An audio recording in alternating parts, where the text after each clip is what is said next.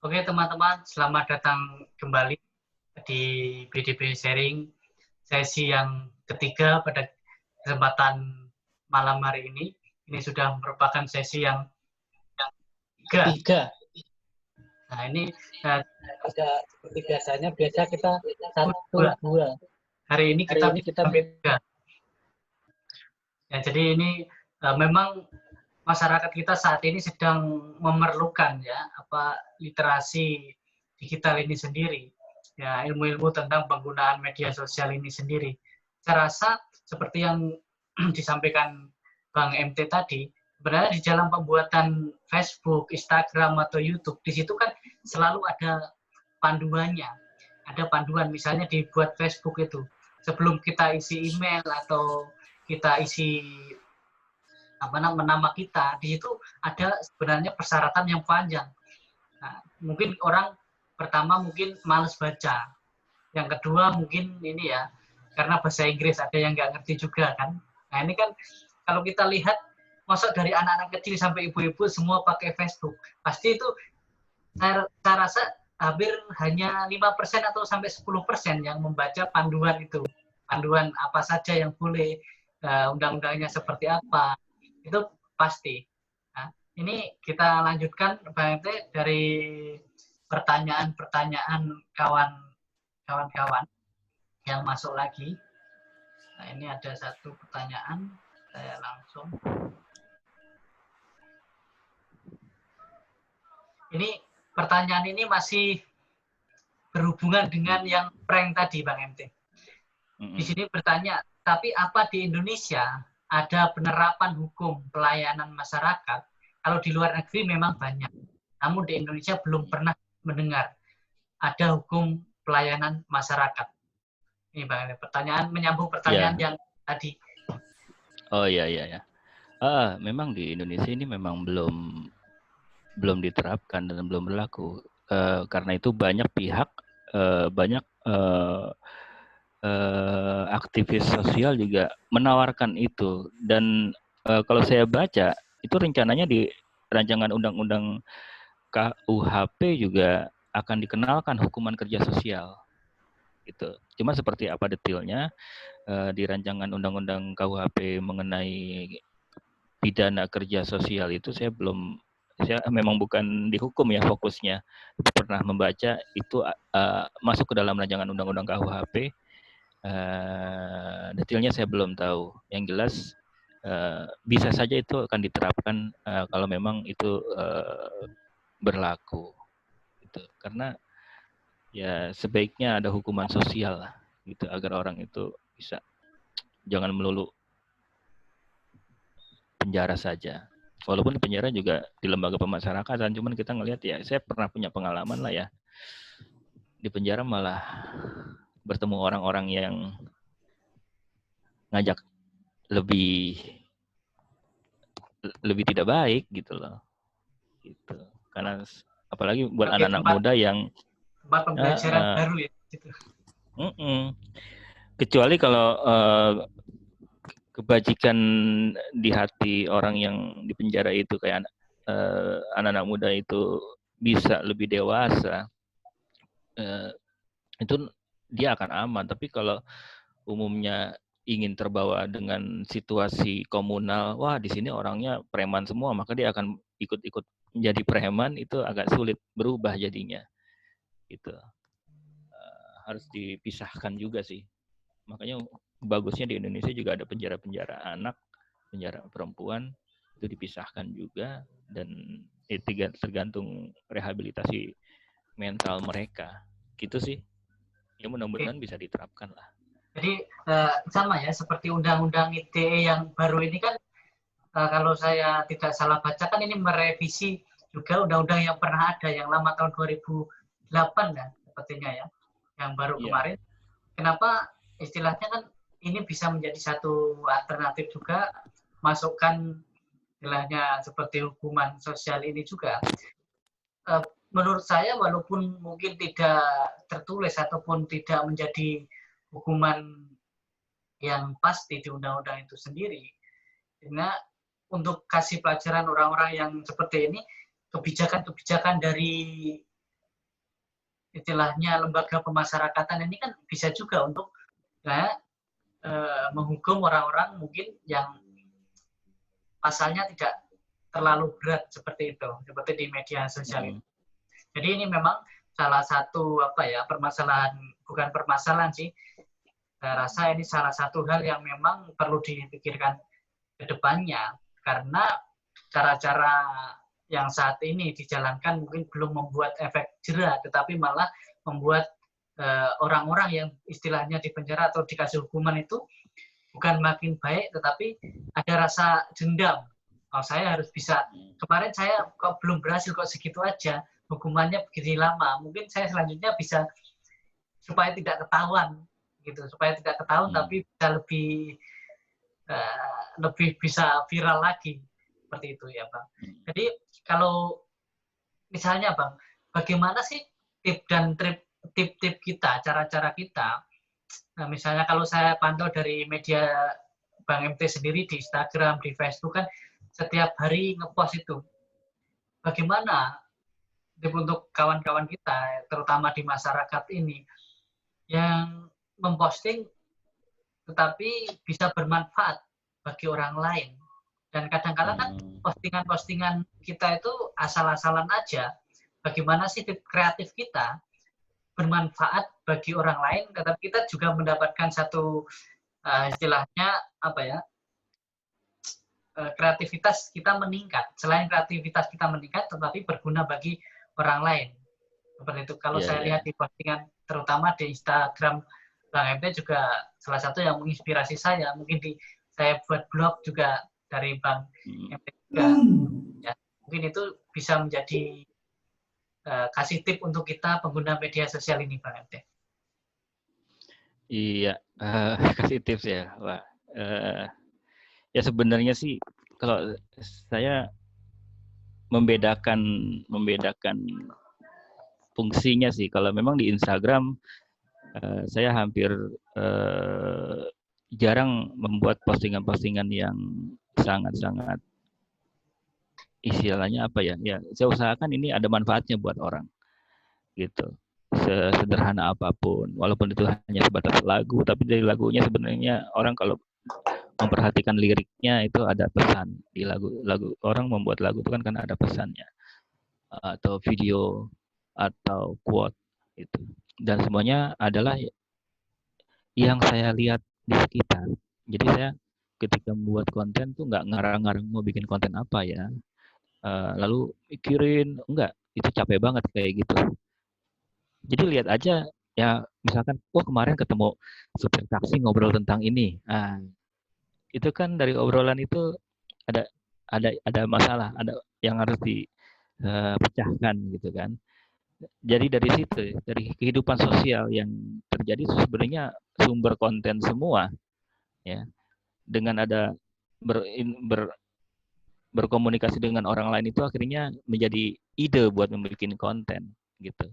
Walaupun konten-konten yang lain ada juga yang kayak di Facebook. Di Facebook tuh saya lebih deskriptif biasanya, lebih panjang, dan kadang-kadang kritik-kritik juga ditampilkan di Facebook lebih lugas gitu kan.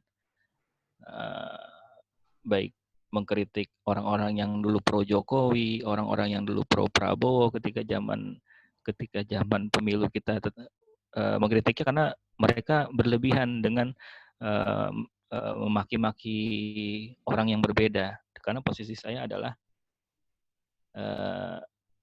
saya ingin rakyat Indonesia menyelenggarakan pemilu dengan damai, nggak perlu saling gontok-gontokan, nggak perlu saling memaki, memfitnah gitu. Bisa kok pemilu kita jalanin kayak gitu. Itu sih akhirnya saya kritik lah kedua belah pihak yang akhirnya saya dianggap nggak punya pendirian. Sebenarnya kamu di mana sih posisinya? Kamu dukung siapa sih? Kok semua kamu kritik gitu? Loh, perhatikan dong, saya bilang, saya nggak pernah mengkritik Jokowinya calon presiden, dan saya nggak pernah mengkritik Prabowo-nya sebagai calon presiden juga. Yang saya kritik adalah para penggemar-penggemarnya ini yang lebay gitu. Karena buat siapa? Buat saya, siapapun presidennya ya itulah yang terpilih oleh rakyat, dan itu yang harus kita hormatin gitu. Dia presiden saya ketika sudah diresmikan gitu, dan saya akan menghormati dia sebagai presiden saya. Kalau prinsip saya kayak gitu saat itu. Jadi dari apa yang terjadi di masyarakat sebenarnya, apa ya, situasi politik, situasi ekonomi, itu adalah bahan untuk saya membuat konten gitu. Kadang-kadang kontennya saya bikin video, ini lebih pas buat video, ini lebih pas buat quote saja, ini lebih pas dibuat di blog, atau ini kayaknya enakan di podcast aja deh. Kayak kalau ketika saya kekurangan bahan video, ya akhirnya dibikinnya di podcast. Dan ada juga media sosial saya yang sangat nggak jelas fungsinya, yaitu di Twitter. Di Twitter tuh nggak penting banget saya. Kadang-kadang cuma bercanda sama temen. Jadi ada porsinya gitu. Yang dua yang serius adalah ya Facebook dan Instagram gitu. Sama YouTube ya untuk beberapa konten video, sama podcast di Spotify. Kalau di Twitter ya untuk hal yang receh-receh, ringan-ringan gitu. Ya itu tadi saya waktu itu pernah ikut kelas Bang MT waktu di KBI itu ya. Waktu kasih tip-tip, saya ingat ada misalnya ada etika-etika kita, ataupun ketika kita foto orang atau anak-anak kecil di bawah umur berapa, ataupun orang tua, ataupun orang yang sedang sakit, ataupun orang yang istilahnya orang meninggal dan lain sebagainya, kan ada Bang MT pernah bilang kita harus minta izin, ataupun kalau nggak minta izin, kita tahu orang ini, foto ini layak nggak untuk diposting di media sosial gitu, seperti itu. Kalau gitu, ingatkan kembali. Ya, kalau untuk konten-konten kita, misalkan kita ngambil foto, ya sebaiknya kalau kita bisa minta izin itu sama orang, Pak, ini fotonya akan saya sebarkan. Contohnya saya ngobrol sama supir taksi deh. Saya selesai ngobrol, Pak, ini tadi saya rekam loh, kita buat konten saya, karena ini manfaat banget. Ada supir taksi yang nggak bersedia, maka nggak saya publis. Tapi ada yang bersedia, rata-rata saya publis. Bahkan terhadap anak saya misalkan. Kayak saya pernah mempublis rekaman video ketika anak saya dapat tugas mewawancarai saya. Ya. Terus saya izin sama dia. Ini boleh nggak ayah publish? Dia bilang kalau tadinya nggak boleh. Terus saya bilang ini manfaat loh buat pelajaran, buat murid-murid usia kamu kelas 4 SD. Akhirnya dia mikir, oh boleh deh. Gitu. Nah, lalu ada juga konten yang lain ketika saya tanya, ini boleh nggak ayah publis? Oh janganlah, aku malu. Karena itu aku belum terlalu hafal kan, karena video hafalan buat di-store ke gurunya di masa belajar online ini. Maka sampai sekarang pun nggak akan saya publis, karena saya tidak mendapat izin dari anak saya untuk mempublis. Gitu. Jadi penting banget kita mendapatkan konsen, mendapatkan izin dari orang yang ada di karya kita. Misalkan foto, lalu kita nggak sempat minta izin, ya di-blurin aja. Kalau fotonya nggak jelas wajahnya, itu nggak masalah ya. Tapi kalau jelas, biasanya kalau saya blurin. Wajahnya saya, ya biar nggak jelas lah itu orang siapa sebenarnya. Beda kalau itu public figure ya, foto sama public figure, dan memang dalam kondisi foto-foto lagi selfie-an habis acara, ya itu biasanya udah sama-sama tahu, ini buat di medsos ya, kan kayak gitu. Kayak gitu sih. Yang penting sih kita perlu, jangan sampai konten kita itu dikomplain. Kesimpulannya sih gitu, jangan sampai konten kita jadi memberatkan orang, membuat malu orang, diprotes orang. Apalagi sampai membuat malu orang lain. Itu kan saya istilahnya belakangan ini kan sangat banyak sekali istilahnya, karena kita peduli kepada orang lain dan lain sebagainya. Orang yang dalam kondisi mungkin tidak pantas dilihat orang kan di media sosial, kadang hanya niatnya mau cari simpati untuk orang lain. Tapi kalau yang difoto itu tahu, udah pasti dia akan malu. Misalnya kan akan malu. Foto itu. Ya kalau secara etika bermedia sosial itu kan saya rasa ada bagaimana kita seperti video yang di India yang saya ceritakan ke Bang MT tadi. Ternyata pas waktu itu saya ke salah satu daerah ketika kasih bantuan, dari mulai itu sampai sekarang saya tidak pernah post foto-foto seperti kegiatan sosial yang langsung berhubungan dengan orang. Kadang kan kita kasih bantuan, dipegang langsung difoto, Dia tahu di foto, tapi nggak tahu kalau kita masukkan media sosial dan lain sebagainya. Yeah. Ternyata Kan mereka membuat malu. dalam segi selanjutnya kita mau buat, dia berkata, Bante, tolong nanti kalau kegiatan itu jangan jual kita gitu. Ini kan istilahnya menusuk juga ke saya kan. Iya, betul. Gimana gitu. Banyak sekali organisasi ataupun komunitas yang besar, bahkan di tempat ini waktu itu dari luar negeri dan lain sebagainya, dia kegiatan sosial itu untuk menaikkan organisasi, nama baiknya, tapi menjual istilahnya kegiatan-kegiatan sosial ini untuk ketenaran dan tanpa seizin yang dikasih bantuan ini. Jadi dia merasa kamu jual saya gitu loh. Nah, ini menurut Bang Ente bagaimana? Ya, sepakat sih dengan yang pesan yang ada di video India itu, Bante, bahwa sebaiknya kita tidak membuat malu orang yang kita bantu. Itu sesimpel itu sih kalau saya melihatnya. Oh, ini ada pertanyaan dari Novia Hardianti. Oh ya, saya oke. Selanjutnya pertanyaan ini. Selamat malam Bang MT. Saya ingin bertanya, topik kita malam ini tentang media sosial bukanlah media bebal. Namun kenyataannya banyak yang bebal. Tentu banyak sekali kita temukan sifat pengguna yang cenderung disosialisasi atau kecenderungan menyendiri karena kita ketahui internet itu menembus batas dimensi kehidupan pengguna. Sebenarnya bagaimana pendapat Bang MT akan kenyataan yang ada seperti itu? Nyatanya bebal gitu, Bang. Iya, nyatanya bebal. Ya itulah memang persoalan bangsa kita. Kita mendapatkan sebuah teknologi yang bisa kita pakai, bahkan bisa menjadi aktualisasi diri kita sebagai salah satu kebutuhan umumnya manusia adalah aktualisasi diri itu di media sosial. Ya. Namun persoalan bersama kita adalah literasi digital. Kita kurang baik, ya, sama seperti kemampuan membaca atau minat baca orang Indonesia itu ternyata lebih rendah dibandingkan 62 negara lain gitu kan. Bahkan rankingnya kalau nggak salah ke 60 dari 62 gitu. Nah, dari minat baca sudah kurang. Kesadaran untuk memahami community guideline saja tadi, apa yang boleh dan tidak boleh, itu malas dibaca. Ya. Jadi dengan itulah akhirnya orang menganggap bahwa media sosial adalah gue dan gue bebas, suka-suka gue, yang punya akun adalah gue, lo kalau lo nggak suka ya lo unfollow gue, kan egois seperti itu. Nah, tetapi orang-orang seperti ini juga ada yang akhirnya dia cari follower juga. Kalau emang mau egois ya udah nggak usah ada follower, nggak usah ada friend, sendiri aja, dinikmati sendiri, kan kayak gitu. Nah, larinya sih lebih kepada kembali ke literasi digital.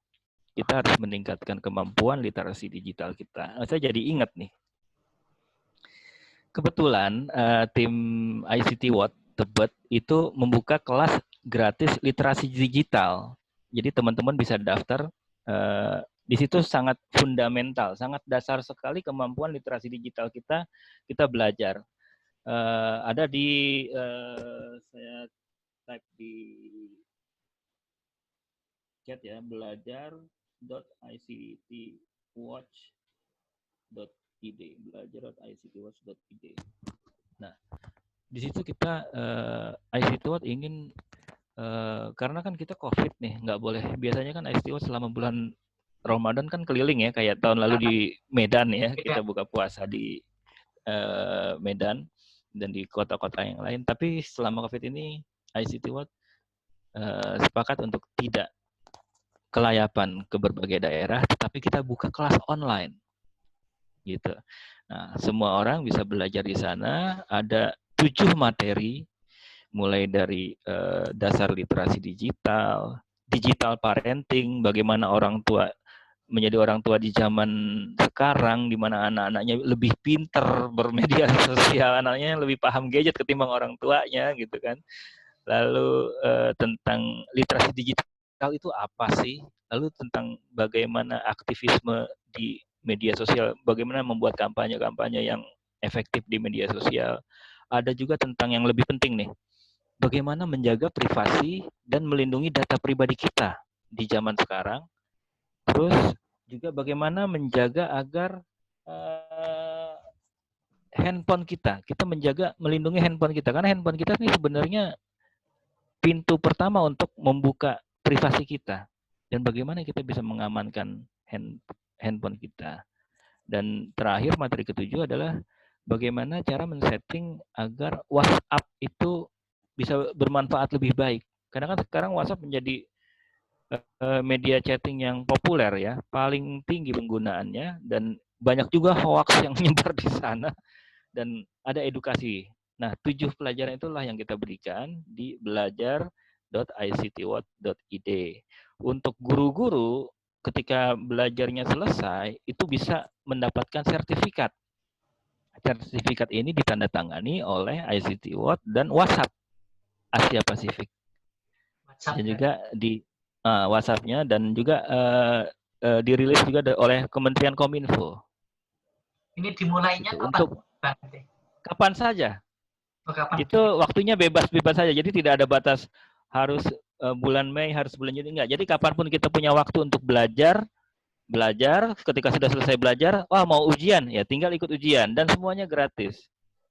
Gitu. Nah, itu yang kita berikan kepada teman-teman agar lebih bijaksana, agar tidak bebal bermedia sosial. Salah satunya adalah meningkatkan literasi digital kita. Ya. Dan kami memberikan ruang untuk belajar literasi digital di belajar.ictwatch.id. Gitu. Nanti bisa dipilih mau ada di platform digital mana. Yang jelas buka dari situ, nanti kapanpun, nggak ada batas waktu. Ngerjainnya juga boleh malam, pagi, siang, karena kan online. Nah, itu kapanpun.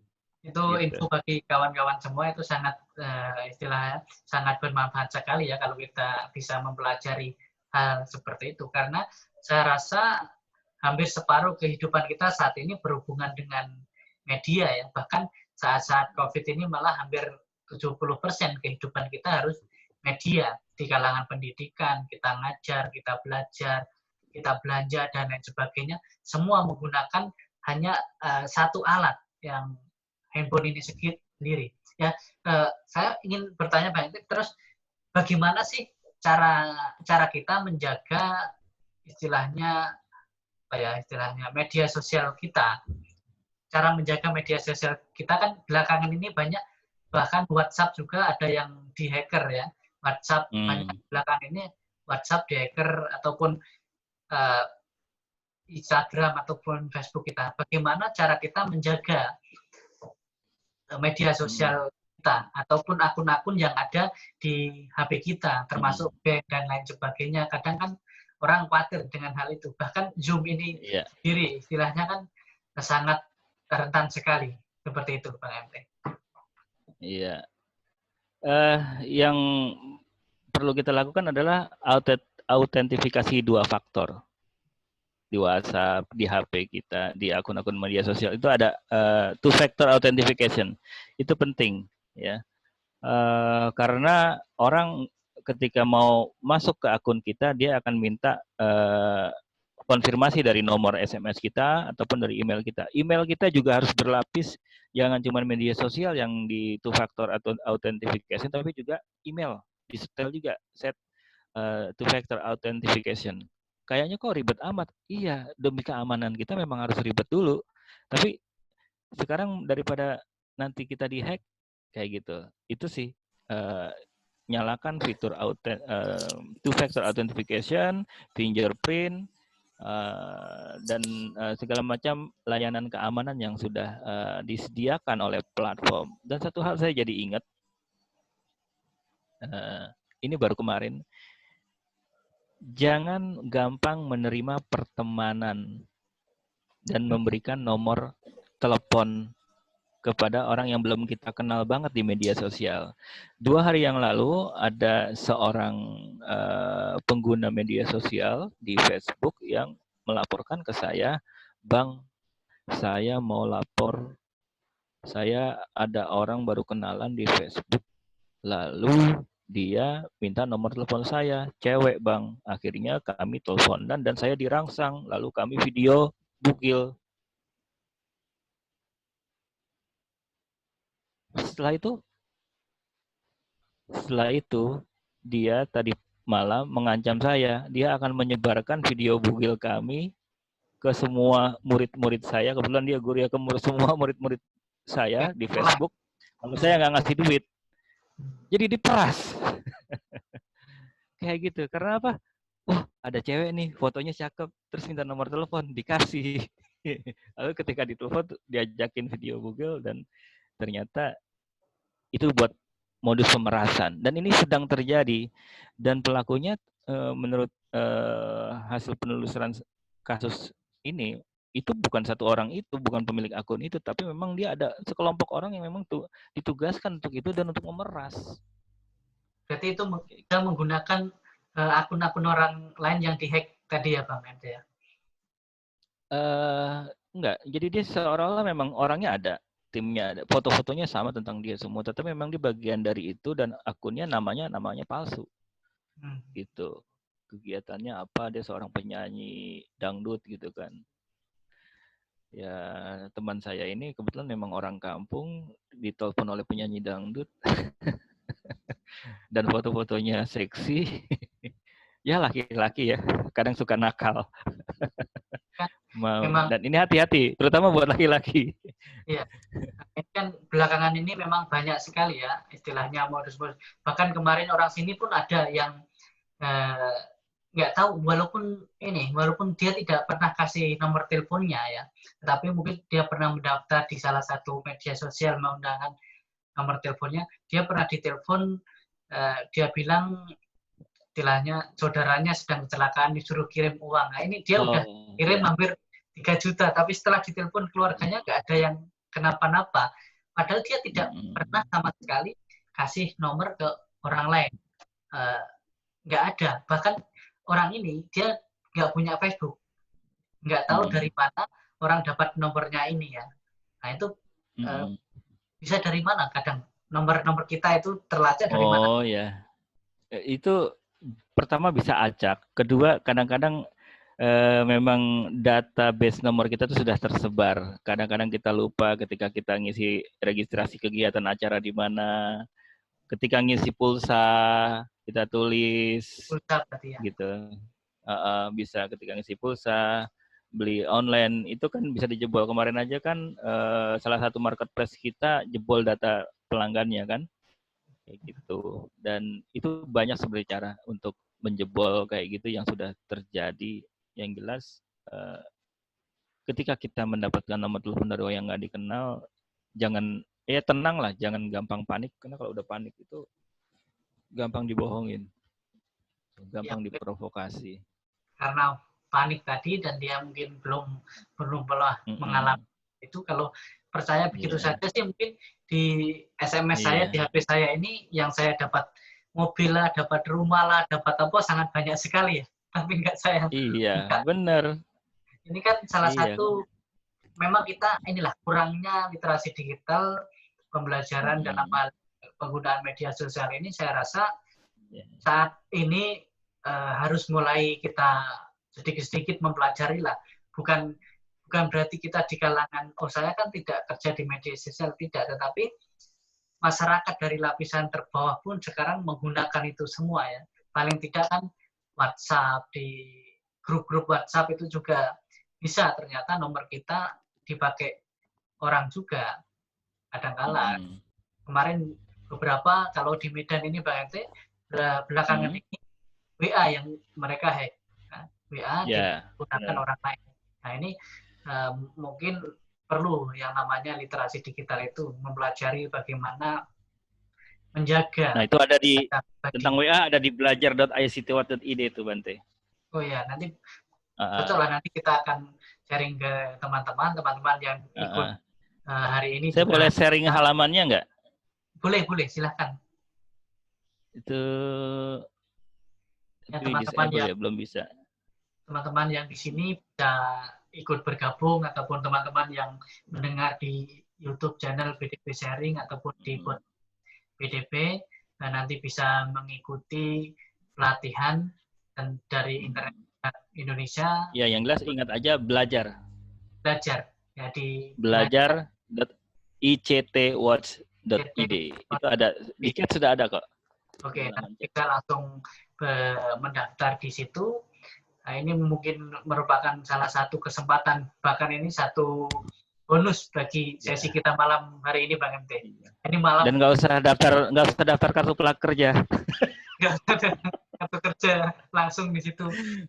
Nggak usah bayar. Nggak usah bayar, tapi kita dapat loh. Nanti kita juga ketika kita kasih orang, oh saya kan udah belajar di internet sehat gitu istilahnya. Kita udah tahu, kita bisa sharing ke yang lain. Ya seperti kita pada malam hari ini, kenapa saya istilahnya ada kepikiran untuk media sosial, karena belakangan ini sangat banyak, bahkan hampir seluruh masyarakat ini tiba-tiba melek media semua. Yang namanya nggak bisa, harus bisa semua. Tetapi dia tidak tahu dan tidak melihat bagaimana cara-cara memakai media sosial itu. Sampai ada yang kena pemerasan dan lain sebagainya. Apalagi ibu-ibu kan ditelepon, oh ini keluarganya jatuh sakit, kirimi uang segini kan, karena panik, ya langsung dilakukan saja kan. Nah ini kan pada sharing kita malam hari ini, teman-teman yang mendengarkan di YouTube ataupun di podcast BDP nanti bisa, mungkin yang mau langsung sharing dengan Bang MT bisa DM di Instagramnya Matahari Timur dengan ejakan lama Timur ya, Matahari Timur. Karena orang lama saya. Orang lama di Matahari Timur. Nah, nanti dipantau di situ kegiatan Bang MT, ataupun mau DM langsung tanya-tanya tentang etika-etika bermedia sosial, cara menjaga data pribadi kita dan lain sebagainya, bagaimana cara melaporkan ketika media sosial kita sedang hack atau hang, sedang error ataupun sedang dihacker orang, seperti Instagram saya tahun lalu juga pernah di dan lama-lama ternyata 6 bulan kemudian ya baru ditutup oleh pihak Instagram Facebook. Instagram lama sekali. Ya, hampir 6 bulan, mungkin 1 bulan yang lalu baru ditutup. Itu ada laporan ke email waktu itu kan. Nah, jadi ini ternyata di media sosial itu sekarang kehidupan kita yang kedua. Istilahnya kita punya kehidupan yang nyata, kita punya kehidupan yang maya. Kehidupan maya ini sangat mempengaruhi di kehidupan nyata kita saat ini. Jadi untuk menjaga pikiran kita berpikir secara waras, pikiran waras, juga kita bagaimana kita seharusnya mengkonsumsi media sosial, karena konsumsi media sosial ini juga mempengaruhi pola pikir kita, di mana kita sering membaca konten-konten bagaimana, disitulah yang muncul dalam pikiran kita, masuk ke dalam alam bawah sadar kita. Bahkan itu yang sering mendominan ide-ide kita yang muncul ya dari konten-konten yang kita lihat, yang kita baca, seperti itu. Oke, Bang MT, saya ucapkan selamat, terima kasih sekali untuk bisa bergabung dengan kita malam hari ini. Ya, ini merupakan salah satu kesempatan yang berharga bagi kita yang di sini.